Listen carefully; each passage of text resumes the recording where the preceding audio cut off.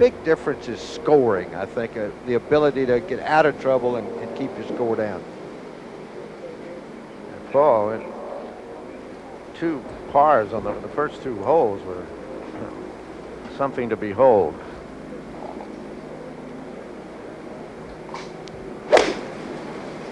Downwind, that's probably a 6-iron.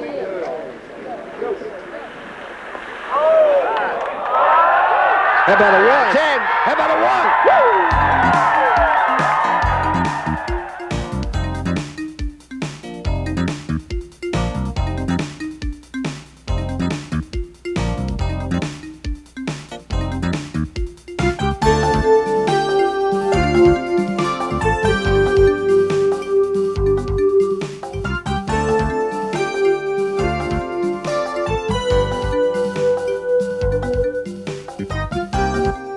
International Sports Videos presents The Azinger Way with Paul Azinger.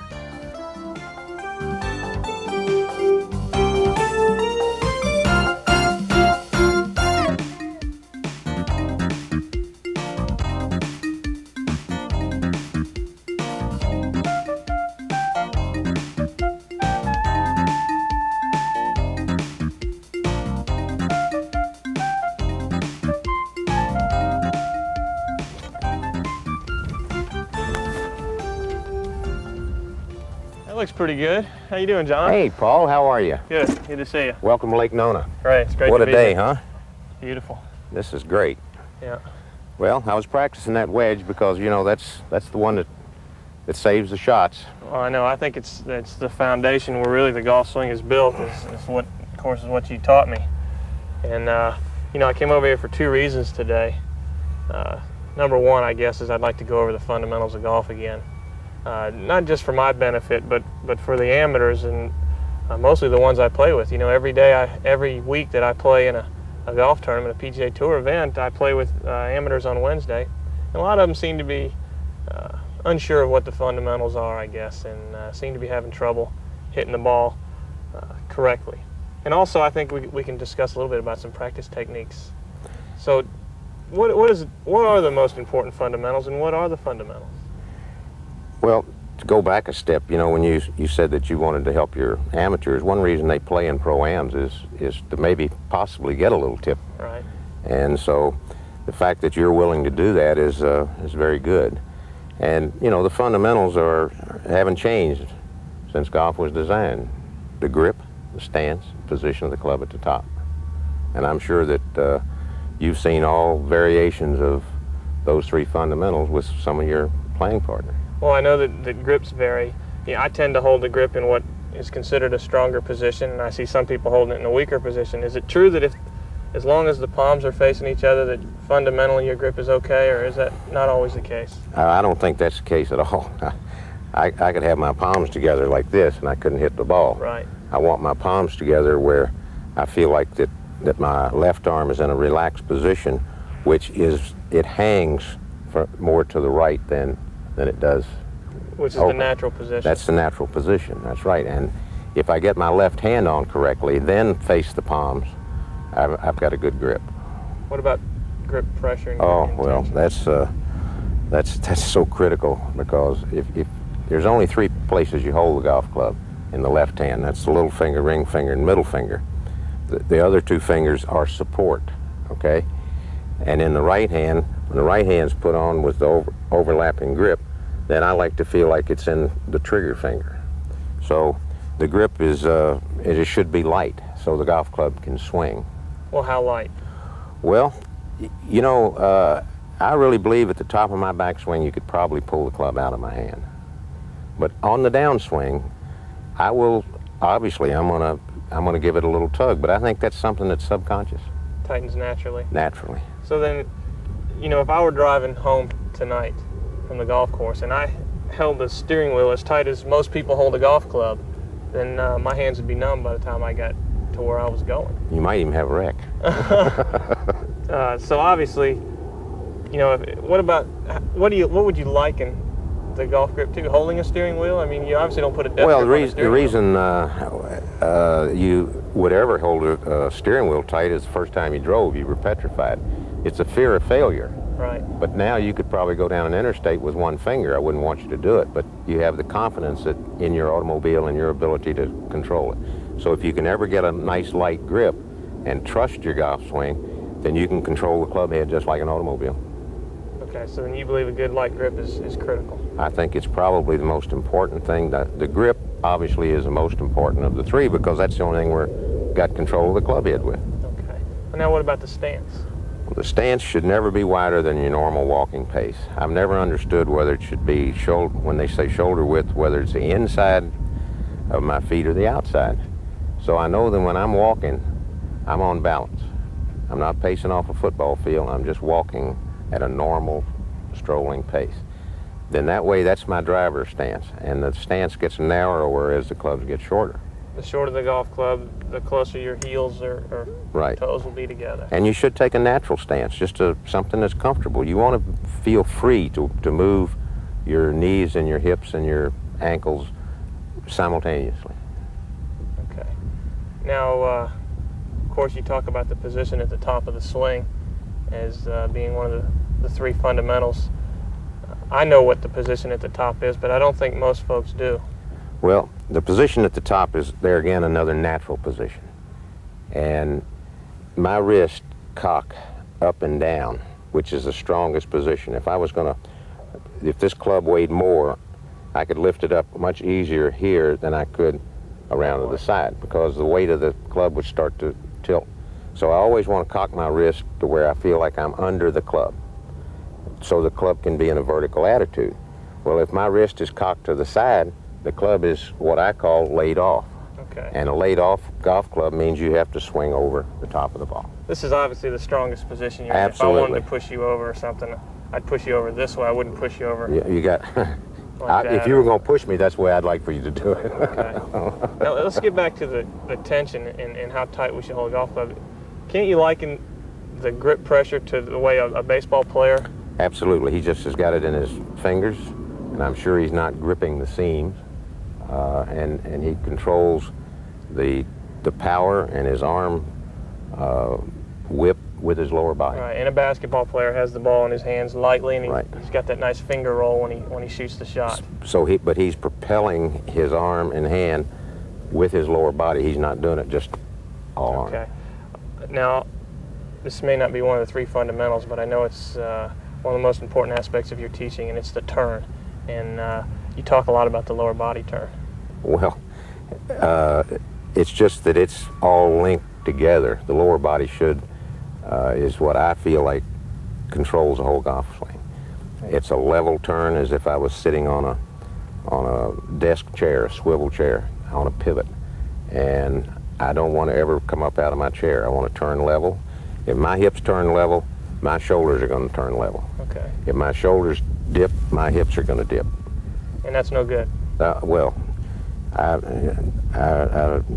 wouldn't even comment on that. Okay. It's horrible. Okay. I know you've chewed my ear a few times for not turning level. Well, What in other sports, it seems like a baseball player and a boxer, they've got all their power in their lower body. so And does they the use golfer. their lower body. A fighter knocks you out really with his legs, Right. and his arms and hands just kind of carry the message. So I guess what you're saying is it's the same thing in the golf swing. If you make a good level turn, you're obviously coiling your lower body. That's Right. where the power is, and the arms and hands are carrying the message. Now, what initiates the downswing The return. of You the lower see, body? your hips should always feel like, your hips or your lower body should feel like they're continually moving. Once you've reached the top of your backswing turn, it is time immediately to start back to the left side. So the hips are always in a continuous motion. They're always moving, They're always moving. perpetual motion. Perpetual, that's a good word. So then actually before you reach the top, you want to be thinking about initiating your downswing with your lower body turn. Absolutely. Your first move is get out of your own way. That's a level turn. Right. You're not talking about a slide to the left side. No. You're talking about just turning to the left side. Right. Okay, that sounds good. Of course, the most important thing, or one of the most important things, if you're not holding it too tight, all this, It'll flow. the upper body will flow, you'll create rhythm and tempo. Right. Good. We're going to go over the fundamentals of chipping. All this stroke is that I'm going to use, it's a pitch and run 7-iron. It's an extension of the putting stroke. I'm going to use my regular golf grip instead of my putting grip. And I'm just going to take and make a pendulum type motion. It's very simple. I'm going to put weight on the left side of the dress, on my left foot of the dress. I'm going to have the ball slightly back in my stance. You want to make sure that you hit down on this shot. Most amateurs will hit this shot on the upswing.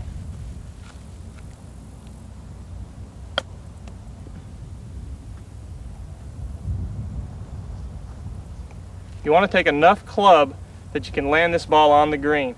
A lot of people make the mistake of chipping this ball into the fringe of the green and they get very inconsistent hops.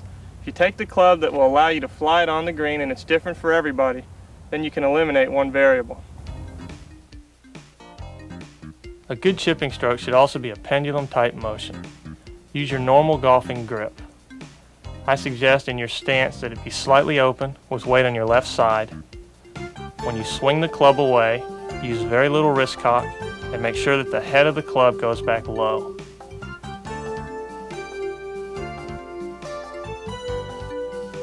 Notice the impact position. My left arm and shaft are in a straight line, and the club head is not past my hands at the ball. If your club head passes your hands at impact, then you're probably scooping the ball and hitting it on the upswing. You need to hit this shot on the downswing. The takeaway is a very deliberate and as one piece of motion as I can make away from the ball.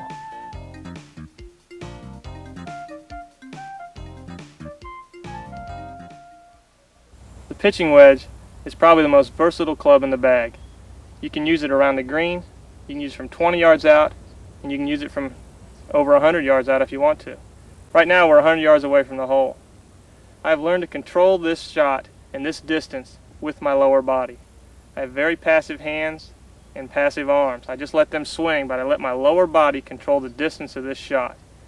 This shot has been the foundation for me to build on all the other clubs in my bag.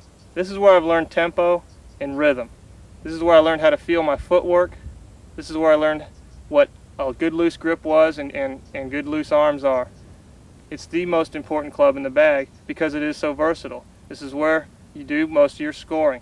The putter, the chipper, and this pitching wedge.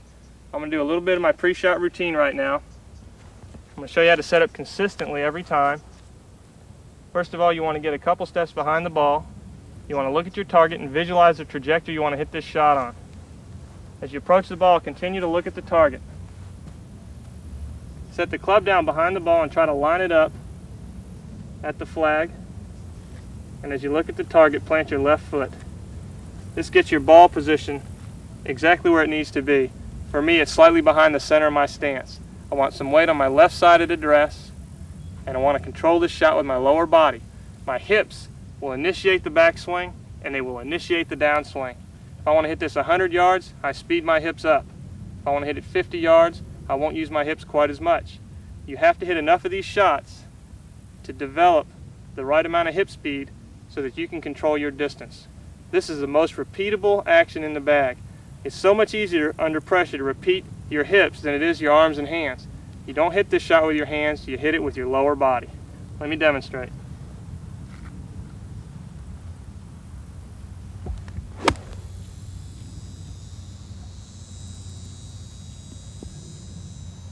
My hands were very passive through that shot. And I knew I had 100 yards away, I was 100 yards out, and I controlled that shot with my lower body. If I was 80 yards out, I would have just used a little less hip speed. So you see what I mean? It's so much more repeatable under pressure than swinging with your arms and hands. Learn to develop good hip action, and you learn how to control your distance better, and you'll score better. At the address position, my whole body is relaxed, especially my upper body.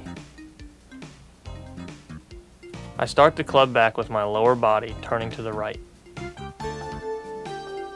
At the top of the swing, I'm still very relaxed. My grip pressure feels the same as it did at the takeaway. The continuation of my lower body turn allows the club to work into a vertical position. Notice the impact position is the same as the chipping stroke.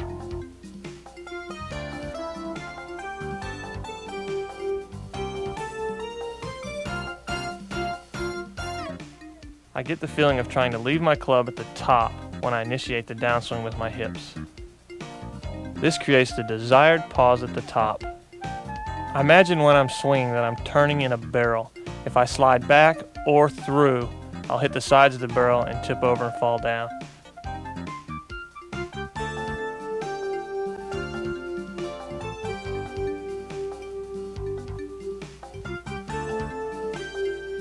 Notice also that I'm hitting the ball on the downswing with my weight on my left side at impact.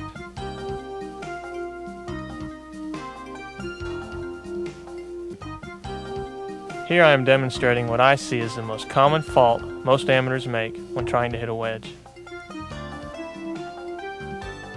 The ball position is usually too far forward in their stance. They use little or no leg action and hit the ball in the upswing instead of on the downswing.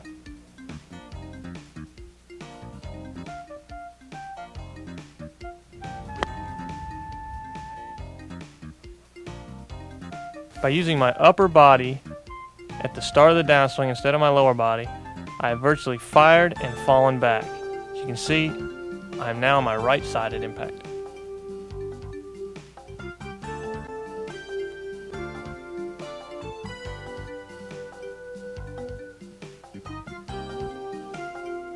Notice the picture on the left, I'm on my left side and in a very relaxed position. In the picture on the right, I'm in a very contorted, stiff position with all my weight on my right side. Now we're going to show you the similarities in the wedge, the 7-iron, the 5-iron, and the 3-iron.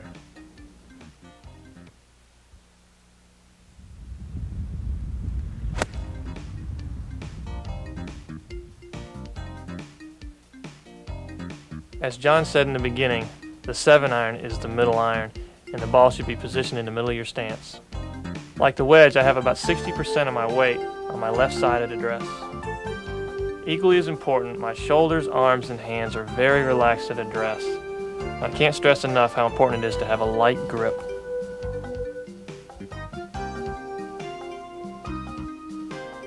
My lower body is also very relaxed. My knees are slightly flexed, and I'm in a very athletic position at address.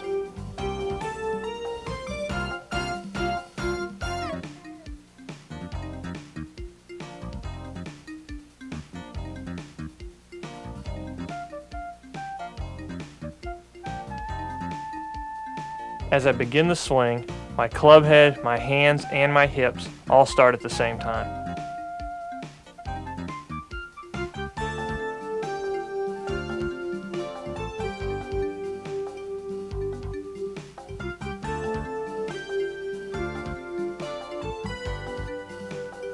As I continue the backswing, my hips and shoulders turn very level behind the ball.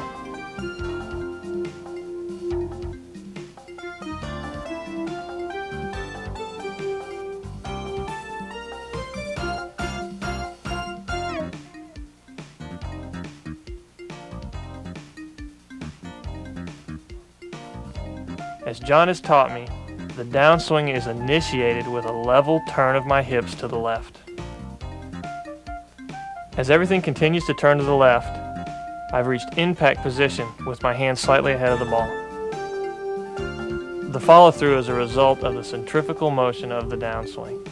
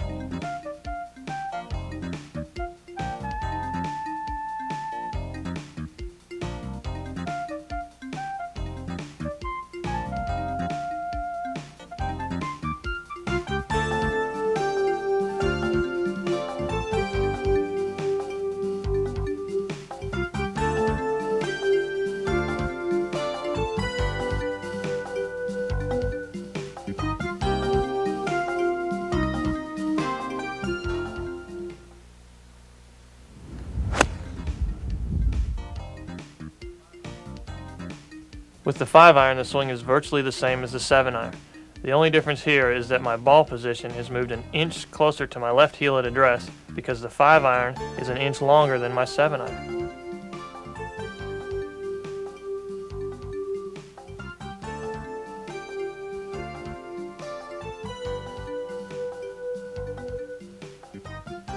The wedge through the 7-iron are clubs that I can be very aggressive with when I'm swinging well and shoot a lot of pins. Now that I've got the 5-iron in my hand, I need to be swinging extremely well to shoot at pins. I'll be more likely with this golf club to shoot at the middle of greens. The continuation of the turn has brought my club to the proper position at the top. The club is short of horizontal and my hands are directly under the shaft. In this picture, it is evident that my lower body has initiated the downswing. If my arms or hands would have initiated the downswing, my left arm and the shaft of my club would be in virtually a straight line. But as you can plainly see, my left arm and the shaft of my club are at a 90-degree angle. Unfortunately, you can only release the club once. If you've released it from the top with your arms and hands, you'll have no power left at impact.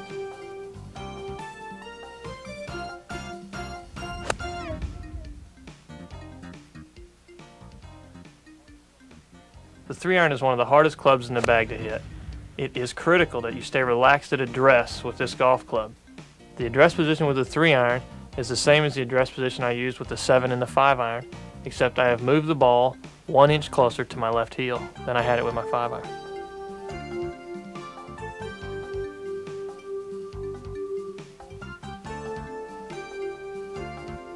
Notice the different ball positions in the 3-iron, the 7-iron, and the wedge. Notice the similarity in the stance, how the width hasn't varied. You can also see the similarities in the 3 swings. The wedge swing on the right is a little shorter because the club is shorter, but if you notice that they all 3 return to the same impact position. Also pay close attention to my belt line. Notice that in all 3 frames, my belt is perfectly level.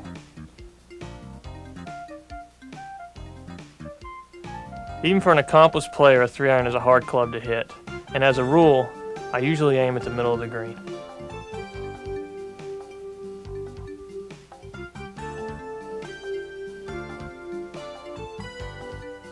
Because the 3-iron is a little bit longer, the tempo should be a little bit slower during the swing.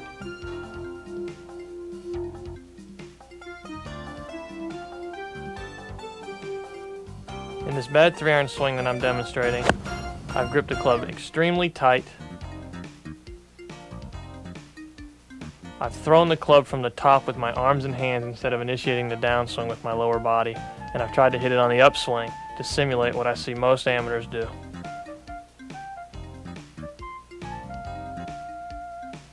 These 2 backswings are very similar, but in the picture on the left, you can see that I've initiated downswing with my arms and hands, which has caused me to hit up on the ball. The picture on the right, my lower body has initiated the downswing, and I'm in a beautiful impact position, and I've finished with my weight on my left side. When the money's on the line, and I'm in a pressure-packed situation, I'm trying to let the club head swing and turn in a barrel.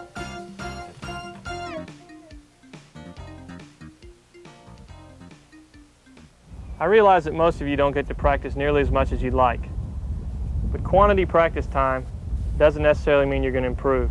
It's the quality of your practice that will ensure that you take strokes off your game. I've got a little tool here that I believe will increase the quality of your practice. I've laid down 3 clubs. I use this outside club here to line this ball up, or to line up where I want to hit this ball. I use this inside club to get my body on a line parallel left of that club. These 2 clubs are parallel. This club right here in the middle is perpendicular to both these clubs.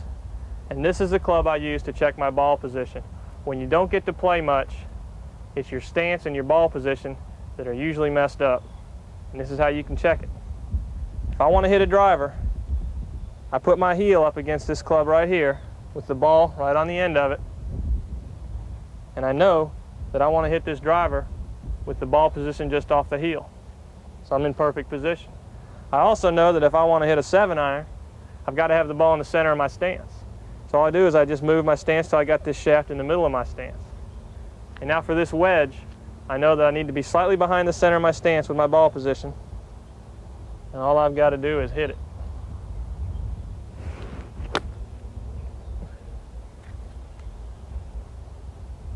You can accomplish more hitting 50 balls this way than you can hitting 200 balls by just throwing them down and hitting it. It's the quality of your practice time that's going to make a difference. Paul, that was a really good tip. That's got to be a stroke saver. I hope so, John. And I hope that you folks will be able to apply the fundamentals we've discussed in this video to your game. Go out there and have a good time. Enjoy the sport that we all love so much, and we'll see you next time.